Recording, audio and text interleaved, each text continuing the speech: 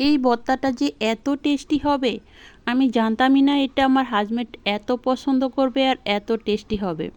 Hello everyone, welcome back to my channel. আমি Labiba daily blog থেকে বলছি। চলে আসলাম বরাবরের মতো, আমি শান্তা ইসলাম। তো আমি এখানে ফার্স্টে ব্রয়লার মুরগি নিয়েছি, কাঁচামরিচ, আদা কুচি, রসুন, দেন হচ্ছে পেঁয়াজ, সবগুলো তোমাদেরকে দেখিয়ে দিচ্ছি। আমি মুরগির মাংসগুলো ছুরি দিয়ে এরকমভাবে একটু কুচি কুচি করে নেব, থেতলিয়ে নেব, যাতে মাংসটা ভালোভাবে সিদ্ধ হয়ে যায়, ভাজা ভাজা হয়ে যায়। তো আমি কি কি উপকরণ নিয়েছি সবগুলো তোমাদেরকে দেখিয়ে দিচ্ছি। আমার মাংসগুলো কাটা শেষ। এখন আমি কড়াইয়ের মধ্যে পেঁয়াজ রসুন দিয়ে আদা কুচি দিয়ে তারপর আমি মুরগিগুলো সাইডে দিয়ে দেব। মাংসগুলো এভাবে নেড়ে চেড়ে কিছুক্ষণ ভেজে আমি সামান্য লবণ, সামান্য হলুদ দিয়ে দেব, কালারটা জাস্ট সুন্দর হওয়ার জন্য, আর কিছুই দেব না।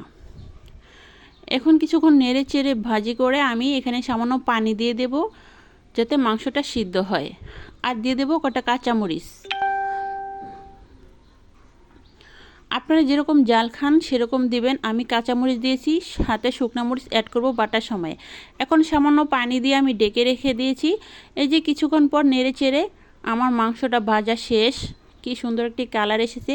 এখন আমি দুটো শুকনো মরিচ বেটে নিয়েছি। এখন আমি ভর্তাটা বেটে তৈরি করে নেব। তোমরা দেখতেই পাচ্ছ আমি ভর্তাটা অলরেডি বাটতেছি। চাইলে ব্লেন্ডারে ব্রেড করে নিতে পারো, বাট তোমাদের কাছে যদি হামাস্তা থাকে সেটা দিয়েও করতে পারো। যার যেরকম সুবিধা, থেতলে যেইভাবে হাতে কষলিয়ে সবভাবেই খাওয়া যায়। তো ভর্তাটা আমার বাটা শেষ। এখানে আমি কিছু গরম মশলা ভেজে নিয়েছিলাম, সেটা লাস্টে দিয়ে দিছি, সাথে জিরার গুঁড়া, ধনিয়ার গুঁড়া ওখানে সব অ্যাড করা ছিল। তো আমার ভর্তাটা রেডি। কতটা দেখতে অসাধারণ, মাশাল্লাহ, খেতেও অনেক লোভনীয় দেখতে, খেতেও মাশাল্লাহ অসম্ভব মজা। তো আমার হাজব্যান্ড তো খুবই পছন্দ করেছে আর খুবই চেটেপুটে খেয়েছে। তোমাদের কাছে কেমন লেগেছে কমেন্টস করে জানাবা। আর ভালো লাগলে অবশ্যই ফলো দিয়ে পাশে থাকবা, অন্য ভাই বোনদেরকে শেয়ার করে দেখার জন্য সুযোগ করে দেবা। চলে আসবো নেক্সট কোনো ভিডিওতে। সেই পর্যন্ত ভালো থেকো। আল্লাহ হাফেজ।